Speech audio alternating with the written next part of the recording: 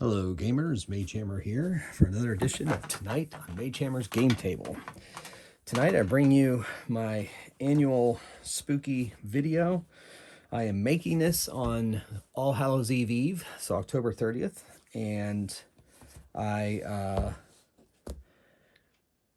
consider all of pretty much October and November to be spooky season. I read Lovecraft stories or Arkham Files stories or Arkham Horror stories or very much Lovecraft stories every year. Novel, I've already read one novel. I'm in the middle of a novella now. So anyway, but I go until about Thanksgiving, and then it's time to switch over to holiday themed things. So I know that this is probably going to come out well after Halloween is over, but I want you to know that it's done in the spirit of Halloween, and it's my quote-unquote annual Halloween kind of themes. Like if you remember last year, I did some Fear and Faith werewolf fights. I did several of those videos throughout the season, so I'm not sure if anybody cares about whether I make my videos that or not. Anyway, so what I have for you this season, all that preamble aside, is I have for you a Tiny Cthulhu solo run through a Call of Cthulhu solitaire adventure. I played Call of Cthulhu in the past. It's just way too crunchy for me rules wise. It's a great system. It's just I don't like crunchy systems anymore as I've gotten older. So that's where Tiny Cthulhu comes in. For those of you that don't know, Tiny D6 is a system that has several different genre games in it that is a minimalist role-playing game that uses only up to 3d6. It's one of my favorite systems in the world, and I am a Patreon of Gallant Knight Games, which is the company that publishes it. Bahr is pretty much Gallant Knight Games, he and his wife, and maybe a few others, and he is also the designer of Tiny Cthulhu. I back the Kickstarter. I back all of their Tiny D6 crowdfundings.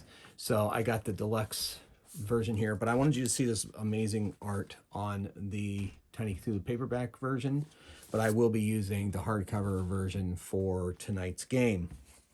And basically it's very easy. This uses the Call of Cthulhu 7th edition rules, this Alone Against the Tide, but I have replaced it with Tiny Cthulhu, and it works beautifully. I played Alone Against the Flames using Tiny Cthulhu. It worked great. I've done it a couple times, and I also have Alone Against the Dark, but that one's a much more complex scenario, and it's one that I don't feel comfortable doing on camera just because there's so many fiddly parts to it, even with the Tiny Cthulhu system. But the actual scenario itself, there's time. You have to track your resources. You have to track your time. You have to travel, track what countries you go to, when you go to, what time you go to. This one's a little more straightforward, as is Alone Against the Flames. So I think it works much better for my minimalist sensibilities. So tonight, I'm going to be taking you through Alone Against the Tide. We'll see what that adventure is going to be. I am going to be doing some reading. So maybe some of you will, have my dulcet tones put you to sleep at night while you go through this adventure. I've created a Tiny Cthulhu character, Dr. Thornton Null. He is an investigator. His family tree is professors. His grandfather was Dr. Ebenezer Null, a great professor in his own right. However, he has recently disappeared. And so Dr. Thornton here is trying to do what he can to find his grandfather. He has 6 hit points and 6 corruption. Corruption is basically sanity in Call of Cthulhu. Corruption, they call it corruption in Tiny Cthulhu. Traits, he's educated, eidetic memory, sound mind, and perceptive. Basically, if a trait gives you advantage on a roll, see how the system works is all rolls are made with 2d6. You roll 5 or 6, you are successful. So I would not have been successful there. However, if you have disadvantage on a roll, you roll 1 die trying to get a 5 or 6. And you have advantage, you roll 3 dice trying to get a 5 or 6. And that's pretty much it. So there you go. I got a 5. So all of these things, educated gives him advantage on scholarly stuff that he has to do. And eidetic memory is if he's trying to recall a fact or a statistic. That eidetic, of course, is a photographic memory. So he gets advantage to try to bring that back. Sound mind gives him advantage on corruption tests, which are sanity tests, basically, for you Call of Cthulhu people out there. And perceptive, he gets advantage when trying to, do spot checks and so forth. He has a weapon group of light ranged weapons, and he's mastered the pistol. So if he fires a pistol, he gets 3 dice. Any other light range weapon, he gets 2 dice. And if he attacks with a melee weapon or some other group of weapons, he rolls disadvantage 1 die to try to hit. 5 or 6, of course, being a Success. He carries a valise, writing utensils, a wallet, $50, pipe, tobacco, matches, pocket knife, pocket watch, pistol, and a walking stick. His belief is only education will elevate humanity. Beliefs in the Tiny D6 systems give the characters some role-playing to go from. There's also a rule in Tiny Cthulhu pulp rules. There's pulp rules in this little tome here that you can play. And one of the rules that they use that I'm using for this particular Tiny Cthulhu game is grit. Basically, they are rerolls. They allow you to reroll. You can also, let's see what grit does specifically. Yeah, so Tiny D6 is a very robust system for being minimalist, and that's one of the reasons I love it. It's probably currently, beyond my own creation, probably my favorite role-playing game system going right now. There's archetypes. Where is the pulp rules? Did it come before the critters? Does it come after? Yep, tiny pulp. So grit, it can give you a reroll on a failed test or corruption test. Reroll is made with disadvantage. You can't reroll a test that has been already been rerolled. 2 grit allows you to recover 1 to 3 hit points, and 3 grit makes an attack that hits you miss instead. So yeah, generally though in my games I've been using grit basically as a Benny system in Savage Worlds. They basically just get to reroll. But you know, I can bring out any of those other ones I want at any time, I guess. These dice are specific Tiny Cthulhu dice that came with the set. I've probably used these. I think I used these during my Fear and Faith videos, and I definitely used them during my Rain and Hell video. But they glow in the dark. It's pretty fun. Can't really see that there, but they're cool. Roll in the dark. They were part of the Kickstarter. So anyway, so I have 3 grip points, which are basically rerolls, or as I already mentioned. I will be tracking sanity with the black Cthulhu die and hit points with the khaki Cthulhu die. See, those are used in the Eldritch Horror game, as well as other things. Okay, anyway, so there we go. Looks like everything's on screen. Looks like we're ready to go. And without further ado, let's begin the story for tonight. So like I said, there's going to be some reading going on. I will try to keep the book off of camera so as it does not spoil it for those of you going to play it. But remember, spoilers ahead. I am going to be playing this. So if you're planning on playing this, you might be able to watch long enough to get an idea of whether it's good enough. But then if you're going to actually play it, there'll probably be spoilers ahead. I haven't played this particular story, so we'll see what happens. Okay. So here we go. Our story begins sometime in the 1920s on the pier opposite the lakeside resort town of Esbury, Massachusetts. Your investigators' reasons for visiting the town are discussed in the relevant entries. Read through the introduction and getting started sections, which I've already done, and gather everything you need. Then, when you're ready to begin playing, go to number 1. The sun sinks low on the horizon as you board the ferry headed across the lake to Esbury. As you set foot on the boat, the ferryman greets you with a wide smile and a cheery wave. He stands by the gangplank as you pass, welcoming the other passengers as he removes his cap to scratch at his balding head. His pudgy figure fills his well-worn suit. He looks a little awkward, but he seems a rather pleasant sort. Leaving the man behind you, you take a seat toward the prow, eyes fixed on your destination. Go to 12. We are on a ferry boat, enjoying the fall weather, or at least I assume it's fall. You settle into a seat in your thin briefcase resting on your lap, noticing that the rest of the passengers are likewise getting comfortable for the short trip across the lake. Glancing around you, you catch sight of the ferryman entering the cabin. As you sit patiently and wait for the engine to come to life, you listen to the sounds of the idle chatter around you. You look out across the water, notice a thin fog beginning to form over the surface of the water as the temperature drops with the approach of night. After a few minutes, you hear the engine sputter in action and you feel the ferry lurch forward. The conversations around you continue as the ferryman joins you all on deck. You can't help overhearing most of the talk, though it's surprisingly banal. There are almost a dozen passengers on the ferry, and most of them are simply looking to spend their money during their weekend in Esbury and to enjoy the various shops and leisure activities the lakeside town has to offer. Many of the passengers seem to come from money, as is common in Esbury. You notice a strange look from one of the women in the group. She has a full figure, brown hair, and eyes, and she seems to be looking over at you, admiring your features. There's a part in here now about creating your investigator, which I have already done. You can also use a pre-generated, but I've made my own. And in the meantime, it says to go to 80. So we turn to page 80. These are basically like fighting fantasy books from Days of Yore or Tunnels and Trolls solo adventures. They're done in that widely in that spirit, because I will be rolling dice here eventually. The woman clearly sees something in you that she likes. Perhaps it's your looks or a glint of intelligence in your eyes. She gives you a sly wink before turning back to her companions. You likewise turn your attention to the rest of the passengers, and sitting apart from the general crowd are two men in dark, well-tailored suits, whispering quietly to each other. They have unamused expressions on their faces, as if they don't seem pleased to be here. Perhaps they're on business. Noticing that you're sitting alone, the ferryman approaches you and stands over you with a characteristic smile. You notice he's missing a tooth in the upper left corner of his mouth, and his eyes are as bright as they light upon you. Good afternoon. You look a bit lonely there, friend. What brings you to Hesbury? Okay, so my options are, I won't give it away, but I am professor, so I'm going to entry 23. And I say, you mentioned the passing of a distant colleague in Hesbury, and now you've been sent by Miskatonic to recover his work and bring it back to the university. The man sighs and nods slowly. You mean Professor Harris. Real shame what happened to him. Always seemed like such a nice man.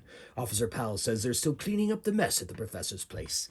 But some of the more valuable bits will probably be at the estate sale tonight if you're really wanting at it. The man looks down at his hands for a moment and then back at you as he extends one your way.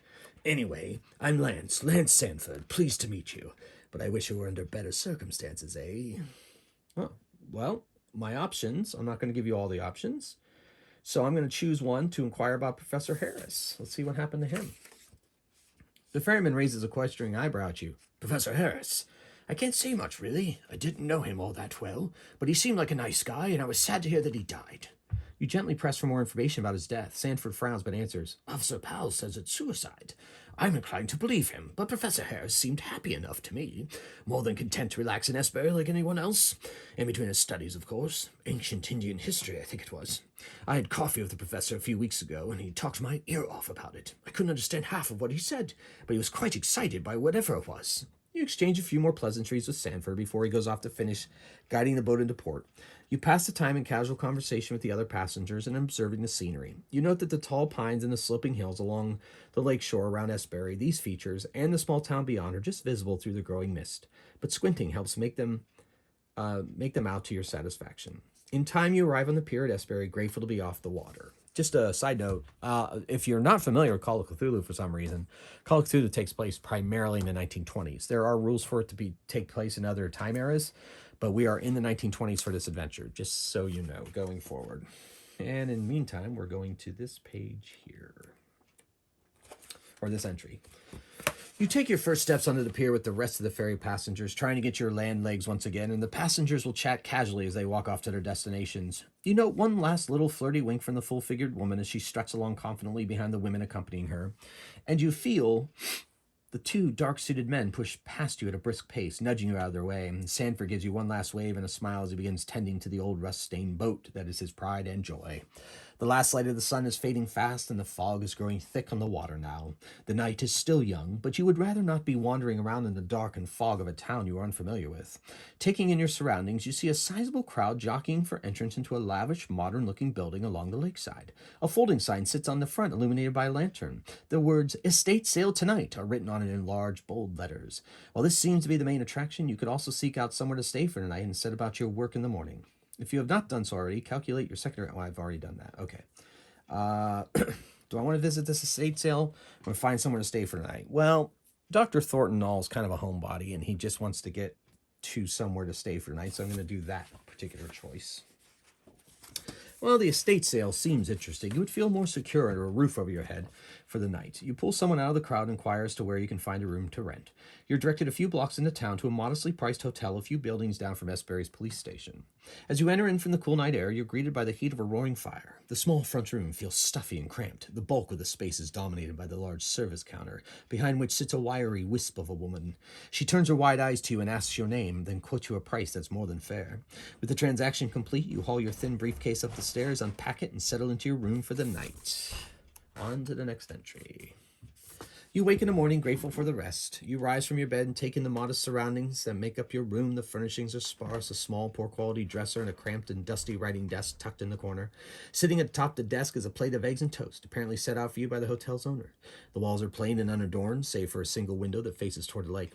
However, this view is currently blocked by the incredibly thick fog, which has taken on a pale green hue. Your vision is obscured entirely, and you cannot see into the depths of that outlandish green mist.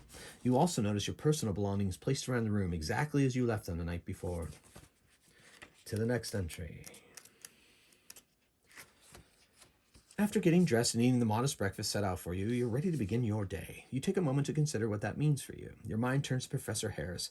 If you're so inclined, you might be able to investigate the circumstances of his death further. Considering that you don't have his widow Amelia's address, you would have to start your search with the official report filed with Officer Powell at the police station. Alternatively, you could take this free time to look through your belongings and examine any items you might have.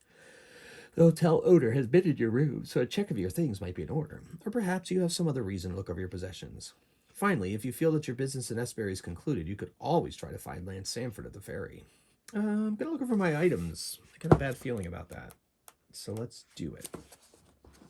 A cursory inspection of your personal belongings reveals that nothing is amiss. All of your possessions are just as you left them. While you are here looking things over, you can take this opportunity to more closely scrutinize items bought at the estate sale. Alternatively, you may leave and go explore elsewhere if your curiosity is satisfied. I didn't look at any of the estate sale stuff, so I'm going to go to the police station to look at that report from Officer Powell. You step into the greenish mist. You feel it clinging tightly to you as you make your way the short distance to the police station. Upon entering the small brick building, you are struck with a sense of claustrophobia. The walls here are uncomfortably close together and space is tight. Crammed into the tiny structure are a large desk, several filing cabinets, and a few chairs. A closet-sized holding cell with iron bars sits at the rear of the room, and behind the large desk is Officer Powell, smoking a cigar with his feet propped up on the table. His coat is unbuttoned and his hat lies on top of a stack of papers next to a battered old revolver.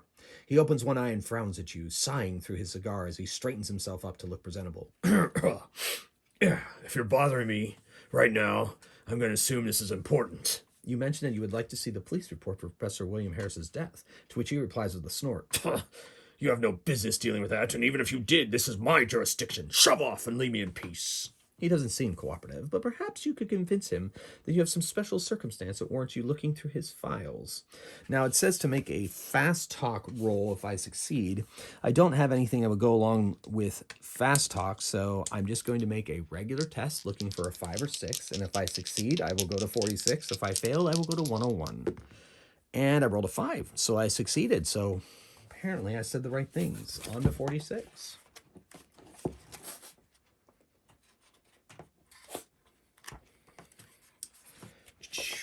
You imply that you know the right sort of people who might ask the wrong sort of questions if you don't get access to that report. You aren't certain whether or not Officer Powell believes you, but you can tell it's more trouble than he's willing to risk. With a look of irritation, he thumbs through the stack of papers on his desk before handing you the file you asked after. According to the report, Professor Harris's death is officially a suicide. His death occurred at his home address, and he was up late one night in his study where he stuck a gun into his mouth and painted the room red. His body was found the following afternoon by his wife, Amelia Harris. There was no note. The deceased had no prior criminal history, and the gun found at the scene hadn't been used in any reported crimes. Overall, the report is dry and minimalist. All requisite information is present, but only to the barest standard of diligence. Satisfied, you hand the file back to Powell, who grumbles and tucks it away before clearing his throat loudly and propping his feet back up. You feel that you have been given a cue to leave, and that Officer Powell will not likely be of much further help. I'm going to go to the Harris household and see for myself. You walk into town toward the Harris address. Even knowing the location, it's difficult for you to find your way due to your unfamiliarity with the town and the density of the peculiar green mist.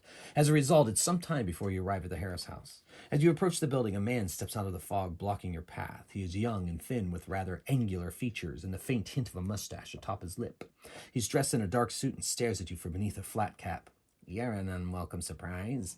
I don't know what you're looking for, but you won't find it here. Your eyes betray you as you glance at the Harris house. The man scowls visibly. Why don't you leave the poor widow alone, you creep? If you want to bother her, you're going to have to go through old Joshua here, capiche? His hand brushes beneath his coat as if searching for something, but then he stops himself. He pauses for a moment, looking you over once more before spitting on the ground at your feet and turning away. Well, I'm not going to call out to him. That's just corny. He's very unpleasant. So I'm going to go to the Harris house as planned. So I'll go to that entry. Despite Joshua's urgings, you feel compelled to speak to Amelia yourself. You approach the front of the house and note your surroundings. The house's exterior hints at the wealth of the occupants, but then again, so do most places in town. Directly across from the residence is a small church whose religious iconography seems to have inspired the Harrises in the design of their own home. A bronze cross hangs over the front door, and decorative columns line the outside walls of the two-story house. All in all, the architectural style is somewhat Baroque, complete with a pair of carved angels lounging beneath the eaves that are just visible through the strange haze. You knock on the door and wait in the mist for a few moments, hoping for someone to hear you. Eventually, much to your relief, the widow Amelia answers the door. She's wearing a bright red dress, which accents her deep crimson lipstick. She appears to have taken great care over her appearance. She flashes you a smile and invites you inside. The house opens into a large foyer, and you see various crates and bundles stacked high along the walls. Just selling off a few of the more common things. Mind the mess. The porter hasn't come for it yet. She takes you by the hand and leads you past the stacks of items, helping you to pick your way through the deceased Professor Harris's assembled possessions. She takes you into a small drawing room full of antique furniture and offers you some coffee. After settling in and exchanging a few well-mannered pleasantries, you ask in more detail about the late Professor Harris. Amelia sighs theatrically and looks down at her hands. I can't imagine what you would want to ask about William. I found him in his study with the gun still in his mouth. What more could you want to know? It says to make a psychology roll. I am a professor of literature. I'm going to say that because I'm educated, I'm going to get advantage on this roll. And I fail. Now, I could use a grit token. Yeah, let's do it. We'll use a grit token. We're going to re-roll that roll. And we still fail. So I'm not going to spend another grit token. Let's just go with the failure. If you fail, go to this entry. You nod sympathetically. This woman is clearly uncomfortable talking about her deceased husband, and anyone would want to put that behind them. You pause for a moment, trying to frame your next question with a measure of sensitivity. You open your mouth to speak, but you are interrupted by a loud knock at the door. Amelia jumps up, startled, and stands there for a moment of confusion as the pounding on the door resumes. Police! Open the door! Amelia's face drains white as she goes to answer the knock. Your gut tells you something is wrong here. You feel uneasy about the officer at the door. You tell yourself you're being irrational and on edge, but you have some trouble fighting that feeling. You have a few precious moments to react. Should I ignore my instincts, or should I take this chance to hide? I'm going to hide. I think my character's kind of a coward anyway. So I don't have anything that would help me with that, so I'm going to make a regular test, and I fail. Oh, using grit so early in the game is not good. All right, I make it on my second roll. So I made it, so we'll go to this entry. Your hunches are never wrong. Whenever that officer is here for, you don't want any part of it. Glancing around, you weigh your options. You decide to creep toward Amelia and Officer Powell, positioning yourself behind a stack of items that are waiting for the porter. Neither of them seems to notice you as they rush past your hiding place, giving you a clear line to the door. Alternatively, now might be a good time to explore the house. While there is the risk of discovery, it's not as if you have anything to lose by snooping around somewhere you weren't supposed to be. For a brief moment, your gaze wanders to the staircase opposite the entryway. The bedrooms and the study are likely up there, and you might be able to find some valuable information. Well, I'm not going to escape. This is why I came here, so I'm going to go up those stairs. You turn your attention to the set of stairs opposite the entrance. You ascend the staircase and see two doors, one to either side of you. The door to your left is slightly ajar and no doubt leads to the bedroom. By process of elimination, the door to your right must lead to the study. It seems to be locked and you don't have a key. With enough time, you might be able to get the door open, but it would probably be unwise to spend too long trying, since someone may come to investigate. So should I go to the bedroom or try to pick the lock, basically? Let's go in the bedroom first. Well, you know what? I really need to get in that study and time is short. I'm going to try for it. So I got to make a lockpick roll. I don't have anything. I got a pocket knife, so I'll use that. I don't have advantage. I'm just going to make a regular test. And I fail. And it says here that if I fail this roll, I may attempt to push it again and roll again. But if I fail a second time, there'll be greater consequences. I'm going to push the roll. I did it. Yes, got that 6 right there. So I pushed. If you push the roll to succeed, go to there. You reach in your pocket and produce the pocket knife that you carry on you for just such an occasion. You insert it into the lock, fumble with it a few minutes. It sticks and strains, and for several terrible seconds, I fear it will break in the lock. And then the tumblers give, and the door clicks open. I push my way into the small study and find the room much as I expected. The door comes across from a window which lets in the pale greenish light of the mist. This illuminates the room, which is adorned primarily with mostly empty bookcases. There are several glass display cases throughout the room, but these are similarly empty. At the far end of the room, just beneath the window, is a desk, still littered with the professor's blood-soaked papers. Searching through the desk drawers, I find stacks of notes and various personal items. Buried in the bottom drawer, I find an impossibly old scrap of papyrus pressed into a glass frame. All across the ancient document are strange and unusual scrawls. As I pick it up and inspect it, I notice a sheet of paper lightly attached to the back of the frame, bearing the same scrawls as the papyrus, but with annotations in its margins. Presumably, this is a translation of the papyrus's text. As I read it over, I marveled at the impossibility of its content. The papyrus purports to be written by a priest from an unknown city by the name of Ilarnek. In this account, the priest records observations of an odd and ugly race of beings who once lived upon a lake in the forgotten land of Manar. The document goes into great detail about the fire rituals of these strange creatures and speaks of the haunting dances they would perform in the light of the flames beneath the gibbous moon, and always under the watchful gaze of a sea-green stone idol chiseled in the likeness of a great lizard. The priest's writings go on to mention rituals used to ward off the influence of that detestable creature, rituals performed by humans. The text for the ritual and the annotation is untranslated and simply rendered in standard characters so that it reads, Yehoar Nog Nuglai a Bakrug. The strange phrase sticks in your mind. I pause for a moment to consider the implications. I carefully detach the translation, fold it up, and put it in my pocket as evidence before exiting the study. I have now learned a ritual chant noted on my investigator sheet. Ritual chant, entry 325. Ritual chant. And entry 235.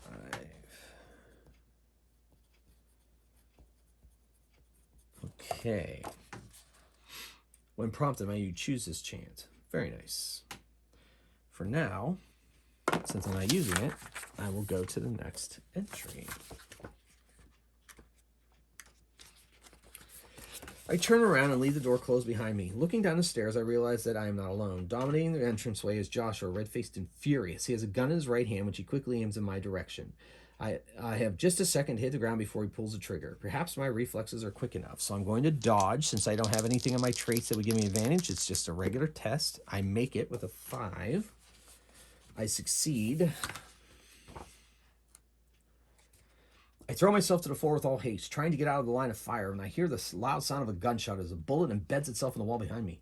I hear a squeal as Amelia comes running after Joshua, begging him to stop shooting and put the gun away. He curses and shoves her aside, but he does holster his weapon. He rushes past her and up the stairs just as I manage to stumble to my feet. He comes at me, swinging his fist. It's not ideal, but at least with the guns put away, I have a fighting chance. I gotta make a brawl roll. If I succeed, go there. If I fail, take 1d3 damage. All right. It wouldn't be 1d3 damage. In Tiny Cthulhu, all attacks except for attacks with heavy weapons do only 1 damage, so that would reduce my health, my hit points by 1.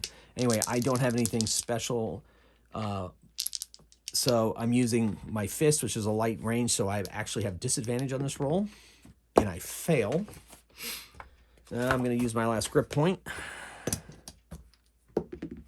and I rolled a 6. Sweet. So I do succeed, but I'm out of grit. That's going to be bad. Anyway, if I succeed, go to 21. All right. So I avoided his blow. As Joshua towers over me, fists raised in rage, an idea crosses my mind. I pull myself to my feet and drive them into his chest. I kick him back with all my might, sending him tumbling down the stairs, and I hear several thumps and thuds as Joshua rolls down the steps. When he reaches the bottom, he lays there sprawled out and clearly injured. He groans. His groans betray his semi-conscious state, and you walk over to him confidently. With one final kick, I send him over the edge into unconsciousness. Amelia is mortified at the sight, and she runs out into the street, fleeing the scene. I quickly search Joshua's pockets and find his wallet, which includes his identification with an address. A search of his other pocket reveals a house key. Several options are immediately apparent. I can continue searching the house, leave in pursuit of Amelia, or make my way to Joshua's home. Well, I think I found in the Harris house what I needed to. I think I'm going to go after Amelia. I chase after Amelia, and she vanishes into the mist, but I'm determined to find her. But determination alone is not enough to track down a wayward widow. After wandering through the fog for what feels like hours, I'm certain that I am lost. After trying to get my bearings for some time, I finally find myself outside the hotel, frustrated Amelia has managed to escape me. I pause outside the hotel doorway, listening for the sounds of footsteps, and the streets are eerily still and nearly silent. I fancy I hear something and set off in the general direction of those sounds. I wander the streets for what feels like hours, and my suspicions are seemingly confirmed as it gets harder and harder to see. The lack of visibility caused by the mist, compounded by the fading light, dusk falls hard and fast, and I'm left roaming the streets in the darkness. As I contemplate abandoning my task, I tense up and freeze as I hear a nauseating squelching sound suddenly begin behind me. A sense of terror washes over me as an unexpected sound breaks the silence. I am ruled by a sense of unease, and I'm driven to run, though I don't know why. I do not wish to find out. I must make a dex roll, which would be, in this case, a regular test. I fail. I have no more grit. If I fail, 162.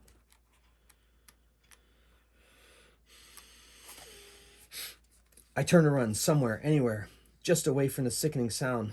I don't get far. I take a few hurried steps and feel something throw itself against my back, sending me tumbling forward. It is slick and large and easily my size. I can feel moisture through my clothes as it wraps its long, flabby arms around me. I look down at the limbs with horror as I realize they are decidedly not human. I struggle, elbowing the thing that's grabbed me. Its hold slackens and I'm released. Free of the thing's grasp, I spin to confront it and stare in terror into a misshapen face. Its bulbous, lifeless eyes stare back at me like those of a dead fish. Curious, fin-like flaps of ears hang from the side of its head, and its mouth is framed by sagging, flabby lips. The thing's body is distended and round, with long, spindly limbs hanging from the bloated torso. As I stare, the horror begins to sink in. The creature opens its mouth as if to speak, but makes no sound. It takes a stumbling step towards me, and my instincts take over. I must make a sanity. Well, that's a corruption check. And if I fail, I can spend a corruption point to bring it down to 5, or I can go temporarily insane, which I'd rather not. I'm armed with the firearms because that's on my character sheet, though I haven't found it in the story, but that's okay. I can shoot, or if I'm temporarily and definitely insane as well as sanity roll, I wish to use any gun I might be carrying, roll d4 and apply the results as follow. All right, so I got to make a sanity roll or a corruption test, which I have sound mind, so I get advantage. All right, I make it with a 5. So I'm good there.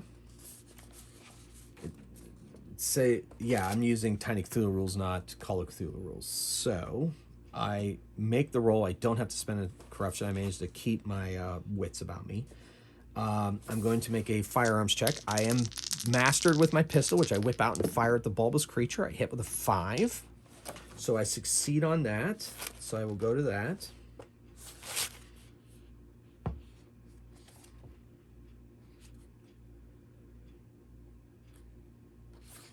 I hurriedly draw my gun and fire into the creature once, twice, 3 times. Each bullet slams into the thing and sends it reeling backwards. I note that all the bullets go clean through the creature, hardly slowed by its flimsy flesh.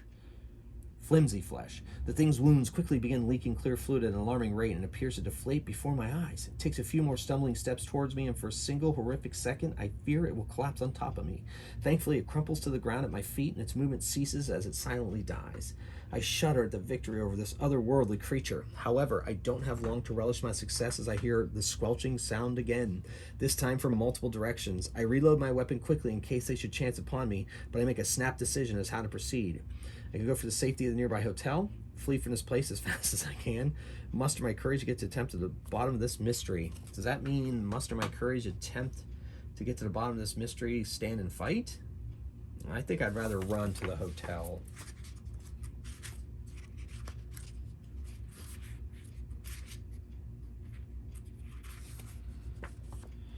I rush inside the nearby hotel and slam the door closed behind me. I stay there for a moment, catching my breath as I try to come with terms with what I just saw. I killed one, but judging by the sounds, there are more of them, those disgusting, aberrant creatures out there. I don't relish the thought of dealing with them again.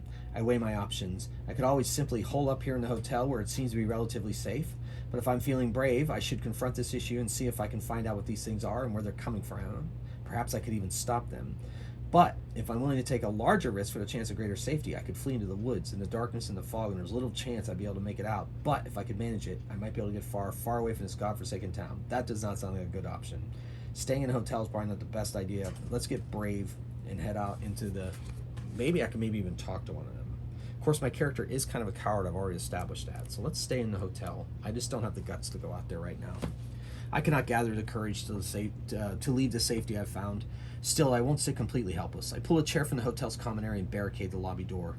I close the shutters on the windows and I gather what weapons I have on hand and I wait, hypervigilant against what is to come. For nearly an hour, I pace the common area nervously. I must talk myself into believing that my early experience was a hallucination, or until the water begins to seep in beneath the door. Esbury is flooding. I seriously begin to question my decision to remain, but I realize it's too late to choose any alternatives at this point. I grit my teeth and prepare for the worst. I'm about to head upstairs when I hear the pounding at the door. Something is trying to force its way inside. I tighten my grip on my pistol and prepare to stand and fight. If I have a gun, make a firearms roll. I am mastered in pistol. I make it 2 6s. Nice. So, I succeed.